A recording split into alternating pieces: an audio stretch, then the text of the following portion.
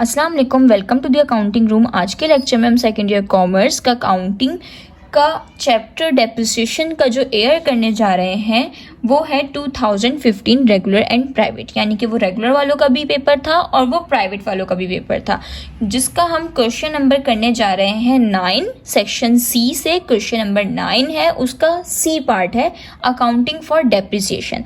सवाल हमारे पास ये है कि P&G company purchased a machine on April 1st 2012 at a list price of rupees 9 lakh sorry, ठीक है। यानी कि P&G कंपनी है जिसने एक मशीन परचेज की है 1 अप्रैल 2012 को, उसकी जो कि उसकी एट अ लिस्ट प्राइस यानी कि जिसकी लिस्ट प्राइस थी 9 लाख रुपीज, ठीक है, विद द ट्रेड डिस्काउंट 5%, जिसपे ट्रेड डिस्काउंट उसको कितना मिला था 5% मिला था। किसका 5%? 9 लाख का 5%। उसके बाद हमारे पास क्या था, the term of payment were 2/10 n/30, यानी कि 2/10 और n/30 का मतलब ये है कि उसको एक्स्ट्रा कैश डिस्काउंट मिला है, जिसका नाम क्या है, कैश डिस्काउंट है। जब भी 2/10 और n/30 नजर आया आपको, तो आपने ये समझ जाना है कि आपने जो है वो आपको कैश डिस्काउंट मिला है, और वो कितना परसेंट मिला है आपको, 2% मिला है, ठीक है। हमने किसको कंसीडर करना है, 2 वाले को कंसीडर करना है। इसलिए कंसीडर करना है क्योंकि n यानी कि नेट प्राइस, यानी कि जो भी नेट प्राइस थी, यानी कि जो 9 लाख थी, उसमें 30 दिन के अंदर अंदर हमने उसको पेमेंट करनी थी। 9 लाख रुपए हमने n/30 का मतलब क्या है, देखें इस चीज को समझना है कि n/30 का मतलब ये है कि जो नेट प्राइस थी, जो लिस्ट प्राइस थी 9 लाख रुपीज, उस पर 5% उसको ट्रेड डिस्काउंट मिला था। ट्रेड डिस्काउंट लेस करवाने के बाद जो बिल्ड प्राइस आ रही थी आपके पास, वो आपने उसको नेट पेमेंट करनी थी 30 दिन के अंदर अंदर। लेकिन उस बंदे ने आपको ऑफर दी कि अगर आप 10 दिन के अंदर अंदर पेमेंट कर देते हैं तो हम आपको मजीद 2% डिस्काउंट देंगे। यानी कि 2/10 का मतलब ये है, n/30 का मतलब ये है कि अगर आपने जो देनी थी उसको पेमेंट, वो कितने दिन पे देनी थी, 30 दिन के अंदर अंदर देनी थी। और कितनी पेमेंट देनी थी, जो आपका बिल प्राइस बन के आई थी ट्रेड डिस्काउंट लगने के बाद, ठीक है। लेकिन उसने आपको ऑफर दी 2/10 के मतलब क्या होगा कि उसने आपको ऑफर दी कि आप उसको अगर 10 दिन के अंदर अंदर पेमेंट कर देते हो तो वो आपको 2% एक्स्ट्रा मजीद जो है वो डिस्काउंट देगा, ठीक है। इसकी पहचान बस ऐसे रखना है कि n/30 कुछ भी हो, n के साथ कुछ भी हो आपके पास अपॉन में, उसको आपने इग्नोर करना है और उससे पहले वाले को आपने देखना है। जो 2/10 है उसमें से 10 को नहीं देखना, 2 को देखना है। यानी कि 10 दिन के अंदर अंदर उसने ऑफर दी कि 10 दिन के अंदर अंदर अगर पेमेंट कर देते हो तो 2% एक्स्ट्रा देंगे। तो इसमें हमारे पास इन दोनों 2/10 और n/30 में से जो काम की चीज है वो है 2, ठीक है, जिसको हमने कंसीडर करना है। बाकी हमने n को भी इग्नोर करना है, 10 को भी इग्नोर करना है और 30 को भी इग्नोर करना है, ठीक है। The payment was made immediately, यानी कि जो पेमेंट थी वो क्या हुई, फिर 2 दिन के अंदर अंदर फौरन हो गई। क्यों? क्योंकि उसने कहा कि अगर आप 10 दिन के अंदर अंदर पेमेंट कर देते हो, जो आपने 30 दिन के अंदर अंदर करनी थी, वो फिर क्या होगा, अगर आप 10 दिन के अंदर कर देते हो तो आपको मजीद 2% डिस्काउंट दूंगा मैं। तो 2% डिस्काउंट के लिए वो क्या करता है, आपको जो है वो 2 दिन के अंदर अंदर पेमेंट कर देता है, ठीक है। आपने ये जो 2 लिखा हुआ है ना, इसकी जगह कोई भी नंबर होगा वो समझे आपके पास मजीद एक्स्ट्रा डिस्काउंट वाला नंबर है। आपने वही नंबर पे जो है, आपने वही नंबर परसेंटेज पर जो है वो बिल प्राइस पे लगानी है, ठीक है।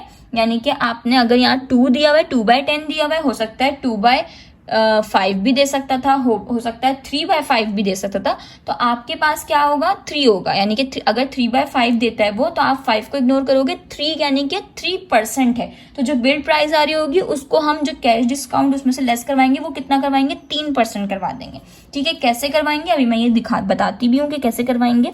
उसके बाद फिर ये है कि the company also incurred the following expenses. और इनकर्ड यानी कि और भी जो है कंपनी के कुछ एक्सपेंस हुए थे, कुछ खर्चे हुए थे, जिसमें पहला खर्चा क्या था, इंस्टॉलेशन एंड टेस्टिंग चार्जेस 13,750।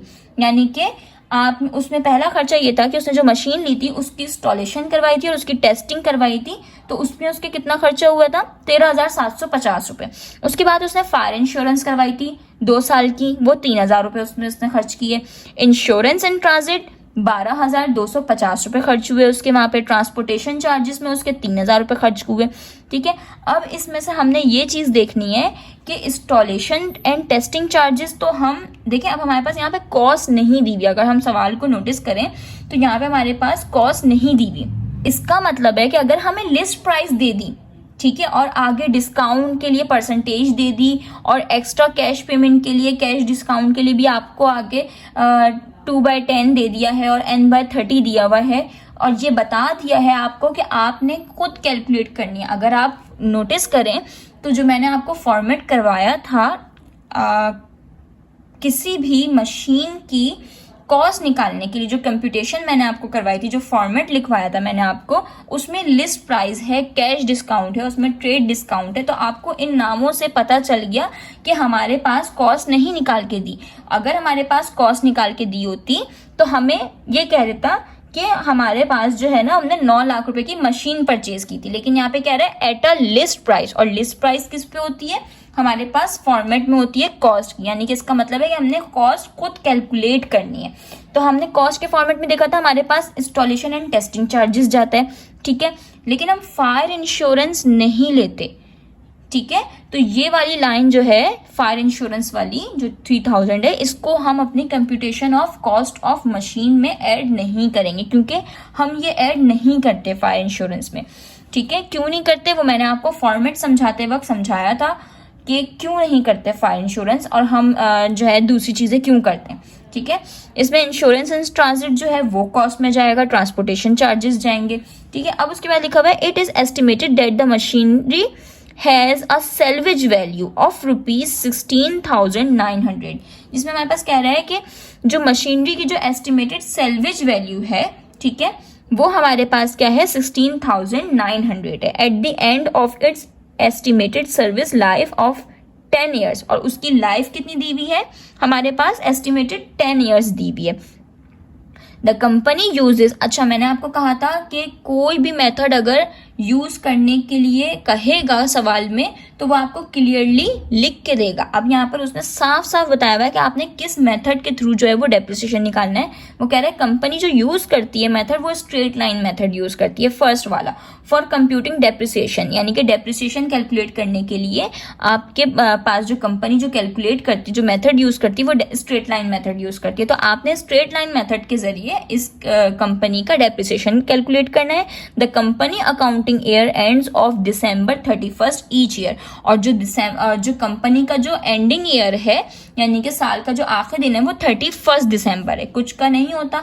अगर आप प्रोफेशनल उसमें जाकर देखो तो आपका जून का महीना एंडिंग ईयर होता है बड़ी बड़ी कंपनीज वगैरह में, लेकिन यहाँ पर क्या है 31 दिसंबर है। यहाँ पे कोई भी महीना दे सकता है, वो आपको खुद बताएगा, और अगर आपको नहीं बता रहा तो आपने खुद से ही 31 दिसंबर अज्यूम कर लेना है। वैसे क्लियरली बताता है, ठीक है। अगर इन केस कभी किसी सवाल में ना बताए तो आपने खुद से समझ लेना है कि इसका जो है वो 31 ही हमने दिसंबर अज्यूम करना है, ठीक है। और नीचे रिक्वायरमेंट दी हुई है compute the cost of machine as on April 1, 2012। सबसे पहले हमने यहाँ से ऊपर से अंदाजा लगा लिया था कि हमारे पास मशीन की कॉस्ट नहीं दी हुई, इट्स मीन कि हमें इसकी मशीन की कॉस्ट निकालनी है खुद से। चीजें देख के हमें खुद समझ आ गया था, लेकिन नीचे रिक्वायरमेंट में भी उसने क्लियरली कह दिया कि compute the cost of machine, यानी कि कॉस्ट ऑफ मशीन जो है वो आप खुद निकालें, ठीक है। और उसके बाद दूसरी रिक्वायरमेंट क्या है कि जब आप कॉस्ट निकाल लें तो फिर उसके बाद फिर आप ये करें कि आप डेप्रिसिएशन निकालें। उस कॉस्ट के थ्रू क्या निकालेंगे? डेप्रिसिएशन निकालेंगे मशीन का फर्स्ट 3 ईयर्स का, यानी कि वो ये भी कह सकता है वर्डिंग में कि आप जैसे इसमें यहाँ लिखा हुआ है फर्स्ट 3 ईयर्स, यानी कि शुरू के 3 साल का निकालें। 2012 में आपने खरीदी थी तो 13 का निकालें, 14 का निकालें, 15 का निकालें, ठीक है। और अगर आपने 2014 के अप्रैल में खरीदी थी तो 2012 के अप्रैल में खरीदी थी तो 2012 के दिसंबर तक के एक ईयर की निकालें, दूसरे ईयर की जो है वो 13 की निकालें, और चौथे ईयर की जो है वो तीसरे ईयर की जो है वो 14 की निकालें, ठीक है। यानी कि 2014 तक के आपने उस मशीन को यूज किया है तो 2012 से लेकर 2014 तक के आपने उसका क्या निकालना है? उसका डेप्रिसिएशन कैलकुलेट करके देना है आपने। तो उसने साफ बता दिया, वरना ऐसा भी होता है कि वो आपको ये भी कह देता है क्लियरली कि 2012 का निकालें, 13 का निकालें और 14 का निकालें, लेकिन इसमें क्या कह रहा है कि फर्स्ट 3 ईयर्स का निकालें। तो आपने खुद कैलकुलेट कर लिया कि पहला साल जो था उसका 2012 था क्योंकि अप्रैल में आया है, अप्रैल में मशीन आई है 1 अप्रैल को और 31 उसका एंडिंग ईयर है, तो अप्रैल से लेकर दिसंबर तक के उसका कुछ महीनों का जो हुआ वो 1 साल हो गया, पहला साल हो गया, दूसरा साल उसका पूरा पूरा था, तीसरा साल भी उसका पूरा पूरा था, तो वो 14 तक के जाएगा, 2014 तक के जाएगा। ठीक है, ये हमारे पास सवाल था। अब इसी सवाल के मदद से हम इसका सोल्यूशन स्टार्ट करते हैं कि क्या प्रेजेंटेशन होगी, क्या सवाल किस तरीके से सॉल्व होगा और स्टेप बाय स्टेप सारी चीज़ें कैसी होंगी, क्या करनी है, ये सारी चीज़ें मैं आपको बताती हूँ। अच्छा जी, तो सबसे पहले हमारे पास जो कंप्यूटेशन में फॉर्मेट में जो सबसे पहले जो चीज़ होती है वो होती है लिस्ट प्राइस। तो हम यहाँ लिखेंगे लिस्ट प्राइस। हमारे पास कितनी लिस्ट प्राइस दी हुई है सवाल में, हमारे पास आप सवाल में चेक करें, हमारे पास दी हुई है 9 लाख। तो हम क्या लिखेंगे 9 लाख। ठीक है, अब उसके बाद हमने यहाँ पे क्या करना होता है, उसमें से हम क्या लेस करते हैं, ट्रेड डिस्काउंट लेस करते हैं। ठीक है, तो हमने यहाँ पर लिखा लेस लिस्ट प्राइस में से हम फॉर्मेट में जो मैंने आपको फॉर्मेट लिखवाया उसको सामने रखें, उसको देखें कि लिस्ट प्राइस में से हम करते हैं ट्रेड डिस्काउंट लेस। तो हमने क्या किया, ट्रेड डिस्काउंट। ठीक है, हमारे पास कितना दिया हुआ है, 5% दिया हुआ है ट्रेड डिस्काउंट। किसका दिया हुआ है, 9 लाख का 5% दिया हुआ है। तो हम लिखेंगे ब्रैकेट में 9 लाख मल्टीप्लाई बाय 5%। तो हमारे पास किस तरीके से निकलेगा 9 लाख का, कि 9 लाख को मल्टीप्लाई करवाएंगे 5 से, इस तरीके से हम इसको मल्टीप्लाई करवाएंगे। 9 लाख को हमने करवाया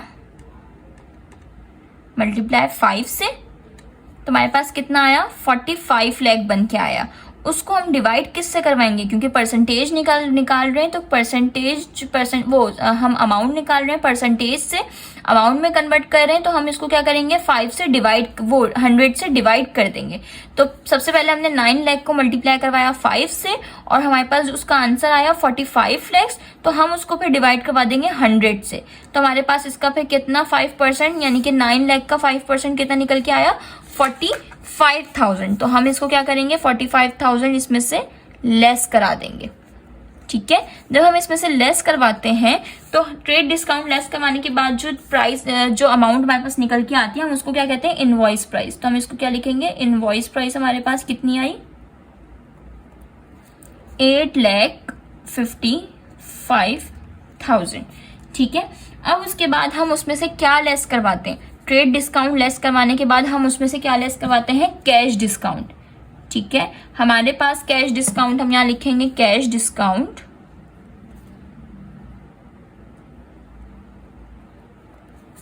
हमारे पास कैश डिस्काउंट कितना दिया हुआ है, 85। ये वाली जो इनवॉइस प्राइस आती है हमेशा कैश डिस्काउंट इस पे लगता है, इस पे परसेंटेज लगती है। तो हम क्या करेंगे 85,000, 8,05,000। तो हम क्या करेंगे, हम ये करेंगे कि हम ये वाली अमाउंट पे कितना लगाएंगे, कितना हमारे पास कैश डिस्काउंट दिया हुआ है, 2% दिया हुआ है। तो हम क्या करेंगे 2% इस पे हम परसेंटेज लगाएंगे। तो हमारे पास 2% इसका कितना निकल के आ रहा है, अगर हम इस अमाउंट को 2 से मल्टीप्लाई करवाएं और उसको 100 से डिवाइड करवा दें, तो हमारे पास कितना निकल के आ रहा है, 171,000।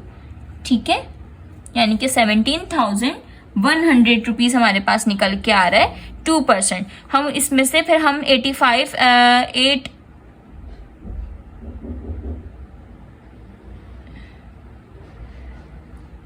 फिर हम क्या करेंगे 8,55,000 में से 17,100 रुपीज जब हम लेस करवाएंगे तो हमारे पास कितना निकल के आ जाएगा, इसका आंसर 837,900। ठीक है, जिसको हम किसका नाम देंगे, नेट कैश प्राइस का। ठीक है, कैश डिस्काउंट लेस करवाने के बाद जो हमारे पास अमाउंट आती है उसको हम क्या कहते हैं, नेट कैश प्राइस। अब हमारे पास सवाल में कहीं पे भी इंपोर्ट ड्यूटी का, कस्टम ड्यूटी का, सेल्स टैक्स का कोई जिक्र नहीं है, उसको हम एज इट इज वैसे ही छोड़ देंगे, यानी कि उस स्टेप को हम जो है वो स्किप कर देंगे और हम क्या करेंगे, लेस करवाएंगे अदर एक्सपेंस। ठीक है,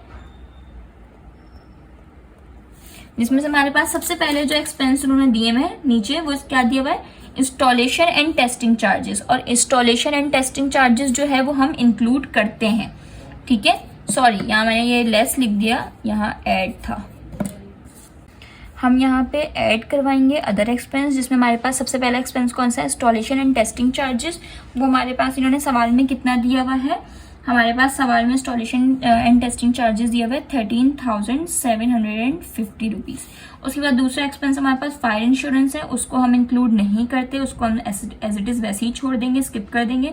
फिर आता है insurance in transit, insurance in transit, ठीक है। इंश्योरेंस इन ट्रांजिट हमारे पास कितना दिया हुआ है, इंश्योरेंस इन ट्रांजिट हमारे पास दिया हुआ है 12,250 रुपीज़, ठीक है। हमने एज इट इज ऐसे लिख लिया। तीसरा हमारे पास जो खर्चा दिया हुआ है वो ट्रांसपोर्टेशन चार्जेस का दिया हुआ है, तो हम लिखेंगे ट्रांसपोर्टेशन।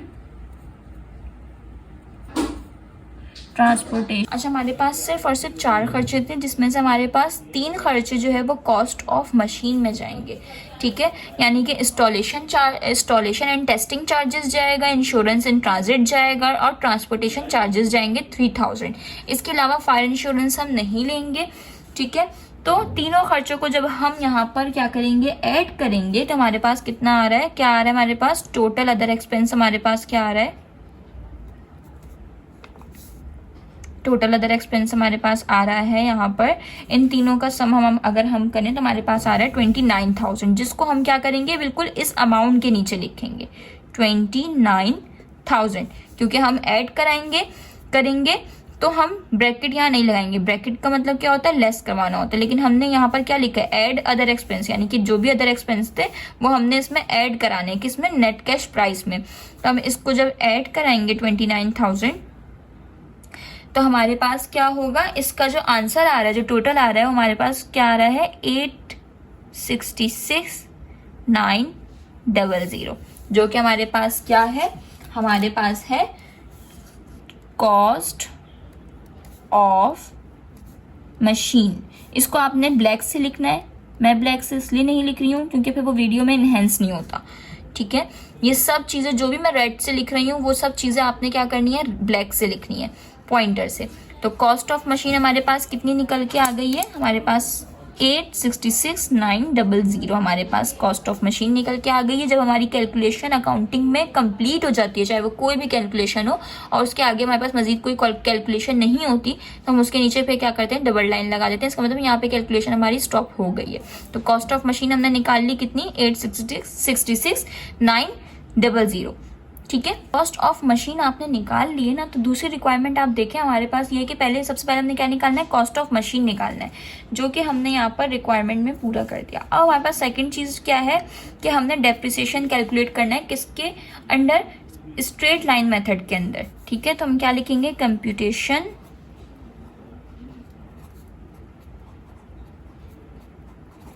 ऑफ,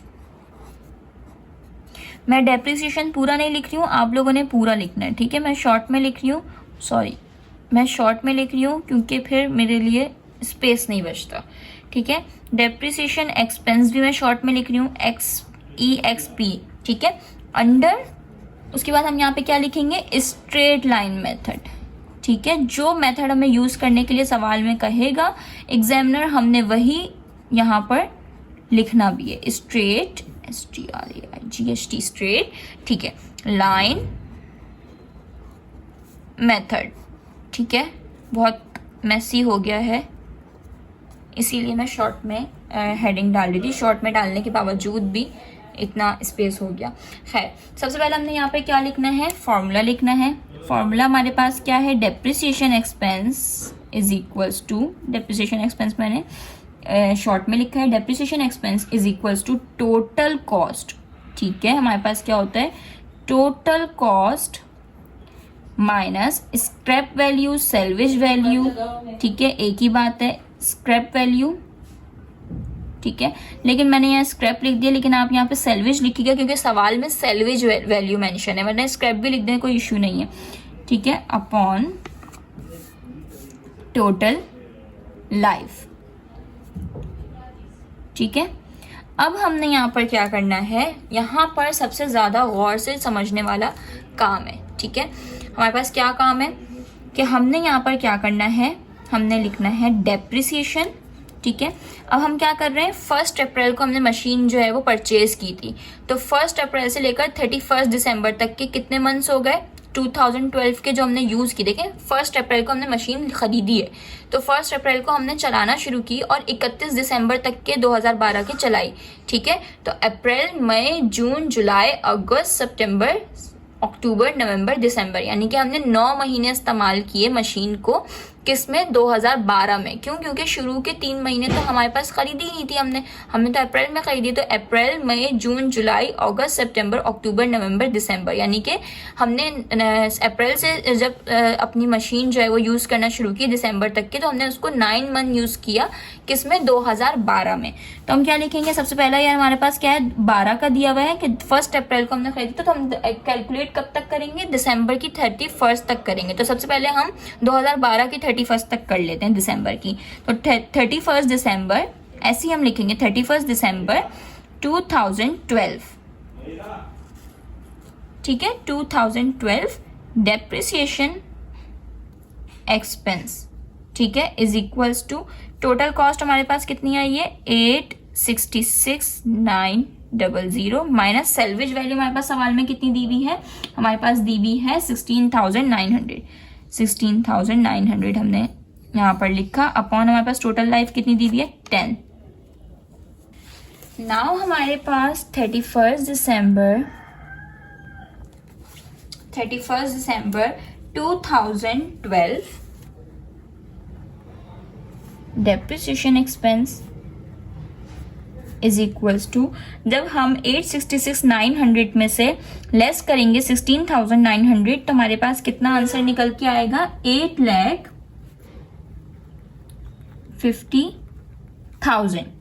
ठीक है, 8,50,000, और जिसको हम 10 से जब हम डिवाइड करवाएंगे, अपॉन 10 ऐसे ही रहेगा एज इट इज। उसके बाद हम क्या लिखेंगे, 31 दिसंबर 2012 depreciation expense is equals to, जब हमने इसको 10 से डिवाइड करवाया हमारे पास कितना निकल के आ गया, 85,000। ठीक है, ये 85,000 तो हमारे पास पूरे साल का निकल के आया। जब हमने इसको सेल्वेज वैल्यू, इस टोटल कॉस्ट में से सेल्वेज वैल्यू माइनस करवाई और 10 से डिवाइड करवाया, तो हमारे पास ये वाली जो अमाउंट निकल के आई है डिवाइड करवाने के बाद, वो कितनी निकल के आई है, 85,000 निकल के आ रही है। सॉरी, एक जीरो ज्यादा लग गया, 35,000 निकल के आ रही है। तो इसका मतलब क्या है, हमारे पास ये है कि ये पूरे साल का डेप्रिसिएशन है, लेकिन हमने तो सिर्फ 9 महीने इस्तेमाल किए मशीन। तो हम क्या करेंगे, हम 9 महीने का, इसमें ये 85,000 तो पूरे साल का है। ठीक है, अब इसमें से 9 महीने का डेप्रिसिएशन निकालने के लिए हम क्या करेंगे, हम मल्टीप्लाई करवाएंगे, जितने महीने हमने यूज की होगी इस ईयर, हम उससे मल्टीप्लाई करवाएंगे। यानी कि हमने 9 मंथ यूज किए तो हम 9 से मल्टीप्लाई करवाएंगे, और टोटल कितने मंथ्स होते हैं, 12 होते हैं, तो हम 12 से डिवाइड करवा देंगे। अगर हमने यहाँ 3 मंथ्स यूज की होती पूरे साल के 12 महीनों में से, तो हम लिखते 3/12। अगर हमने 4 मंथ्स यूज की होती तो हम लिखते 4/12। लेकिन हमारे पास जो 9 आ रहा है वो इसलिए आ रहा है क्योंकि अप्रैल से लेकर दिसंबर तक की जो हमने 2012 की जो मशीन यूज की है वो अप्रैल से दिसंबर तक की है, और ये अप्रैल से दिसंबर तक के कितने महीने होते हैं, हमारे पास 9 महीने होते हैं टोटल, कितने में से, 12 महीनों में से। तो हम इसको क्या करेंगे, ये 85,000 पूरे साल का यानी कि 12 महीनों का आया था, उसको हम क्या करेंगे, 9 से मल्टीप्लाई करवाएंगे और 12 से डिवाइड करवा देंगे। तो इसका आंसर जो हमारे पास निकल के आएगा वो हमारे पास डेप्रिसिएशन निकल के आएगा 2012 का, जिसमें हमने मशीन सिर्फ और सिर्फ 9 महीने यूज की थी। तो 9 महीने का डेप्रिसिएशन 2012 के जो है उसमें हमने जो कैलकुलेट किया वो हमारे पास कितना निकल के आ रहा है, मल्टीप्लाई करवाने के बाद और डिवाइड, यानी कि 85,000 को पहले 9 से मल्टीप्लाई करवाएंगे और उसके बाद हम उसको क्या कर देंगे, 12 से डिवाइड करवा देंगे। तो हमारे पास कितना निकल के आ रहा है, 63750, यानी कि 6,03,750 रुपीज। ठीक है, अब हमने क्या करना है, 2012 का हमने 9 महीने चलाया था, हमने 9 महीने का निकाल लिया। 2013 का हम 31 दिसंबर लिखेंगे। 2013 का डेप्रिसिएशन जो है वो हमने पूरा साल चलाया था मशीन, 1 जनवरी से लेकर 31 दिसंबर तक के, क्योंकि हमने तीन साल चलाया ना शुरू के। तो पहला साल तो 2012 का ही था, जिसमें हमने 2012 में तो 9 महीने चलाया, तो हमने 9 महीने का कैलकुलेट कर लिया। 2013 का हमने 1 जनवरी से लेकर 1 जनवरी से लेकर 31 दिसंबर तक के यूज किया, यानी कि दूसरा साल हमने पूरा यूज किया। तो हम उसका पूरे साल का निकालेंगे। अगर हम यहाँ पे गौर करें तो हमारे पास पूरे साल का डेप्रिसिएशन ही निकल के आ रहा है, तो हमने निकालने की जरूरत ही नहीं है। अगर आप कैलकुलेट करके देख लें, आप क्या करेंगे, आप सैलवेज टोटल कॉस्ट में से जब सैलवेज वैल्यू माइनस करेंगे तो आपके पास ये वाली वैल्यू निकल के आ जाएगी। इसको जब आप टोटल लाइफ से डिवाइड करवाएंगे तो आपके पास ऑटोमेटिकली पूरे साल की वैल्यू क्या निकल के आ रही है, 85,000 निकल के आ रही है। और हमने 2013 में पूरा साल जो है वो मशीन चलाई है, तो हम क्या करेंगे, 85,000 ही इसको यहाँ पर एज इट इज ऐसे ही लिख देंगे। ये वाला हमारे पास क्या अमाउंट है, पूरे साल की है, यही लिख देंगे। और फिर थर्ड ईयर जो था हमारा वो 2000 कौन सा था, 14 था। 2014 में हमने पूरा ईयर यानी कि 1 जनवरी 2014 से लेकर 31 दिसंबर 2014 तक के हमने क्या किया है, मशीन यूज की है। तो पूरे 12 महीने का जो डेप्रिसिएशन क्या निकल के आ रहा है वो 85,000 ही निकल के आ रहा है। तो एज इट इज हम इसको ऐसे ही लिख देंगे। और जिस ईयर का हम जैसे कि 31 दिसंबर 2012 का डेप्रिसिएशन हमारे पास क्या निकल के आ रहा है, हमारे पास निकल के आ रहा है 6,03,750 रुपीज। तो हमने इसको क्या करेंगे, हम इसको इस तरीके से बॉक्स में क्लोज कर देंगे ताकि एग्जामिनर को पता चल जाए कि पहले साल का जो हमारे पास डेप्रिसिएशन है वो इतना निकल के आ रहा है, दूसरे साल का डेप्रिसिएशन हमारे पास जो है वो कितना निकल के आ रहा है,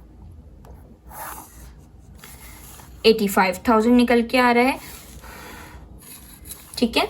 और जो थर्ड ईयर का हमारे पास डेप्रिसिएशन निकल के आ रहा है, ओहो, जो थर्ड ईयर का डेप्रिसिएशन निकल के आ रहा है वो भी कितने का निकल के आ रहा है, 85,000 का। 85,000 का सेकंड ईयर और थर्ड ईयर क्यों निकल के आ रहा है, क्योंकि हमने पूरा साल इस्तेमाल किया है। तो पूरा साल हमने इस्तेमाल किया है तो 85,000 ही आएगा हमारे पास। ये जो हमारे पास सॉल्व करने के बाद जो अमाउंट आती है वो पूरे 12 महीने के डेप्रिसिएशन की आती है, जो कि कितनी आ रही है, 85,000 आ रही है।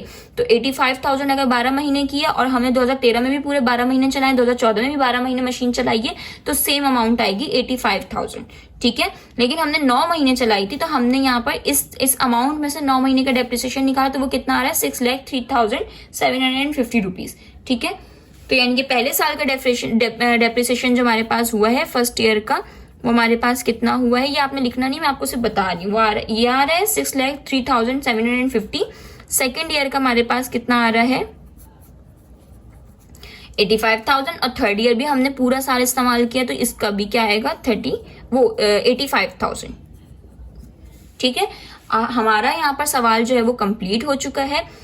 आज के सवाल में हमने कॉस्ट ऑफ मशीन निकाली है। ठीक है। और उसके बाद हमने डेप्रिसिएशन, उस कॉस्ट के जरिए हमने क्या निकाला है, डेप्रिसिएशन निकाला है। किस मेथड से, स्ट्रेट लाइन मेथड से। ठीक है। अब अगर आगे हमारे पास 2015 का भी डेप्रिसिएशन कहता और पूरा साल हमने यूज किया होता 31 दिसंबर तक के, 1 जनवरी से 31 दिसंबर तक के, तो वो तब भी हमारे पास कितना आता है, 85,000 आता। ठीक है। तो आज के लिए इतना ही, मिलते हैं नेक्स्ट वीडियो में, तब तक के लिए अल्लाह हाफिज।